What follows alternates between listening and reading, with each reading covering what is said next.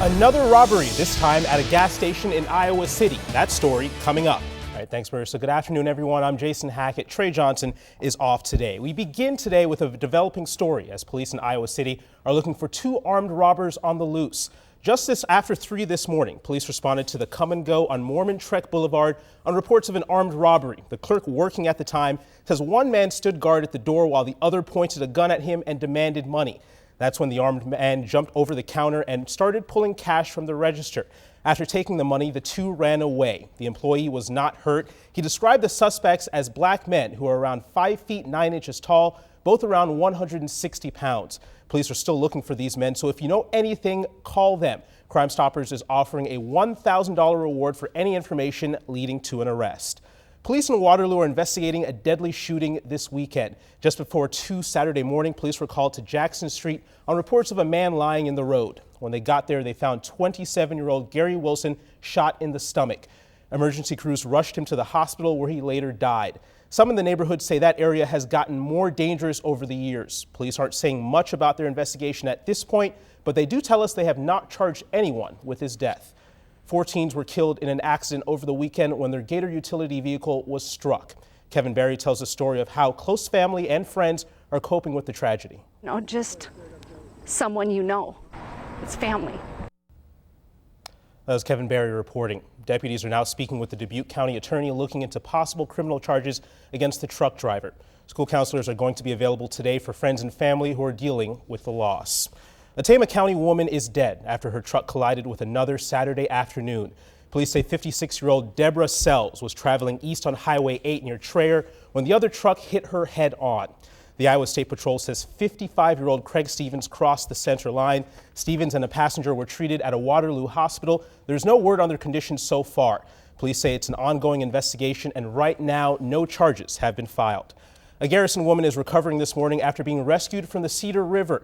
On Saturday, the Benton County Sheriff's Office was called to the area of Benton Buchanan Road on reports of a woman who was missing in the river. The Waterloo Cedar Falls Courier reports that 42-year-old Jennifer Fry and a friend were camping along the river. Fry went out for a swim but never returned. Crews found and pulled Jennifer out of the water just after 7. They say she had been drinking. Fry is expected to be okay and is now charged with public intoxication.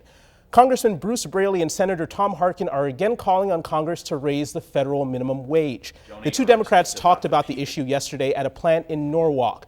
Both men are fighting to increase wages from $7.25 all the way up to $10.10.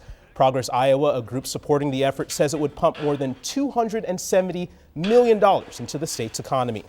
Meanwhile, Governor Branstad is working to push leadership for educators across the state. Today, the governor kicks off the Iowa Teacher and Principal Leadership Symposium. Last year, the governor signed a new law providing extra pay to teachers who take on leadership roles. More than 450 educators are heading to Ankeny to hear from international teaching experts and even their own students. This is the second year for the symposium. The University of Iowa is offering students a refund after a failed lottery plan. Last week, the university told students that if they buy season football tickets, they'd be entered to win prizes like Hy-Vee gift cards and books. But the largest prize would be free tuition for a year for 5 lucky students. On Wednesday, they suspended the promotion because of legal concerns. During the promotion, around 800 orders came in for tickets, but now the university is offering a refund for students who don't actually want the tickets but wanted to win the free education. A UI spokesman says the school just wants to do things right. They say they still want to hold the raffle, but will make sure it's legal before anything is announced. Students heading to college are finding more concrete ways to save money as the school year approaches. Now some college kids are taking a cue from engaged couples and expectant moms and setting up gift registries. Target and the Container Store are just 2 of the companies helping kids sign up for shower caddies, bedding supplies, and other cool dorm room accessories. And apparently the trend is catching on. According to the Container Store, registries for the college-bound students outpaced wedding registries last year for the first time ever, making up 57% of registries created at the company. If your drive takes you through the west side of Iowa City, you'll need to find a different route this week. Starting this morning, a new skywalk will be built on George Street, which means they're shutting down the entire road from Benton to Oakcrest. The skywalk is part of another construction project for Oak Knoll. That's a retirement community off of Benton. The construction should keep that road closed until Friday night. A favorite spot in Jones County is getting some much needed attention after a lot of storm damage earlier this summer. Wapsipinicon State Park near Anamosa saw more than $75,000 in damage from flooding and high winds in June. The water actually left more than 100 tons of sand all over the park. With limited equipment and manpower, the cleanup moved pretty slowly, but yesterday, more than 20,000 volunteers pitched in to help it along.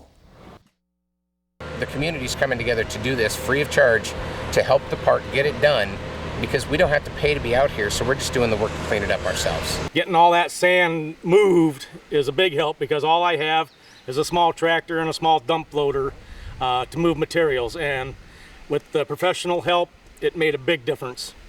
Dennis says he hopes to have all of the park open by August 16th. A corridor startup is set to open up a shop in brand new building today. Geonetrics, a Cedar Rapids-based company that builds other business brands, has moved to the Nubo district. They'll announce 2 new startups coming to the corridor at the ribbon-cutting ceremony today. CBS 2's Scott Sanborn will be there live at 5 and 6 for a special segment of a series created in the corridor. And remember, CBS 2 connects with you. If you see news happen, call us at 1-800-222-KGAN. Also, email your news tips and pictures to news@cbs2iowa.com. Today, teens in Iowa City will get the chance to see what it's like to be a police officer. The Iowa City Police Department is organizing its first Youth Police Academy. For the last 14 years, they've held a Citizens Police Academy for adults, but now they want kids who might have an interest in law enforcement to get an inside look. The program will begin today and last until Friday and will focus on different topics like the K-9 unit and firearms safety. Ready to drink. The end of a nightmare for residents of Toledo, Ohio. Plus, deadliest conflict, the event in the Gaza that made the conflict in the Middle East the deadliest in almost 10 years. And rain showers are moving through some of the areas of the corridor. What cities are seeing rain right now and where the rain will fall for the rest of the afternoon, coming up on the CBS 2 News at noon.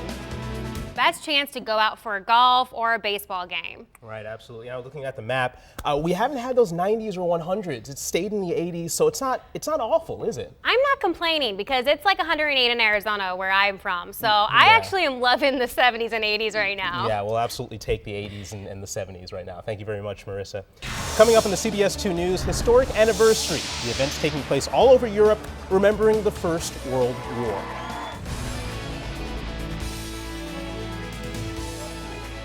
Water. Life is getting back to normal in Toledo, Ohio. Craig Boswell has the details. Cars for now to keep the system from being overstressed. Craig Boswell, CBS News. All Toledo water distribution centers closed Monday morning at 11 a.m. local time. The war in Gaza has now become the deadliest conflict since Israel pulled out of the Gaza Strip in 2005. There were more attacks today despite a planned 7-hour ceasefire. Officers say a Palestinian man used an excavator to run down and kill an Israeli man in Jerusalem before ramming into a bus. This comes after the shelling of a UN school that killed 10 people. The U.S. ambassador to the U.S. is calling for an investigation by Israel into the series of airstrikes that have hit those schools. Former enemies during World War I came together today to pay tribute to the millions that died in the war that began 100 years ago. England's Prince William and Kate joined in commemoration in Belgium. On August 4th, 1914, Britain declared war on Germany after German troops invaded Belgium. The war to end all wars left 17 million soldiers and civilians dead. Events marking the beginning of the Great War are taking place all over Europe today. Coming up on CBS 2 News, wake up and smell the coffee, the device that could let you do just that in today's Money Watch. A popular menu item is making its overseas return to a big chain today. Jill Wagner has the details on that and more in today's Money Watch. At the New York Stock Exchange, I'm Jill Wagner. Now stay with us. Marissa has your weather to go next, but first, here's a look at your midday stocks.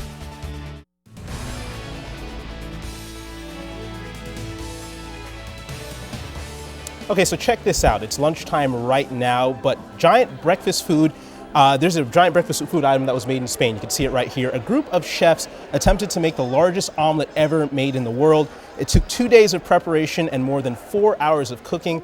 Despite 15,000 eggs, 66 pounds of onions, and a 5-meter wide frying pan, they fell just short. But that didn't keep those watching it fry from enjoying a tasty treat. The only thing that was missing from those omelets is ranch dressing. That is my secret ingredient in every omelet that I make. Everybody disagrees with me. I don't know how you feel about that. Really? Do you just incorporate it into the omelet or do you put it on top? Oh no, just right into the omelet mix. Just stir it right in, yeah. Well, maybe tomorrow you can make that omelet because you don't have to worry about some rain tomorrow. Let's take a look at that planner. Overnight tonight, this afternoon, we will see showers moving on in. There are some threats of possible thunderstorms, not severe, but there could be some lightning and heavy rain in some areas. And then overnight, we will see partly cloudy skies and get down to the 60s and wake up to a low of 62. And here is your 7-day, Jason. We're going to see 80s for the beginning of the work week. Then we'll creep back down to the 70s and see a beautiful weekend, but it is going to be humid and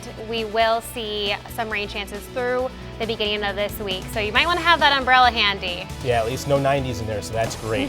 Thank you for joining us for the news at noon today. Join us tonight at 5 for the top stories covering the corridor. Have a great afternoon, everybody.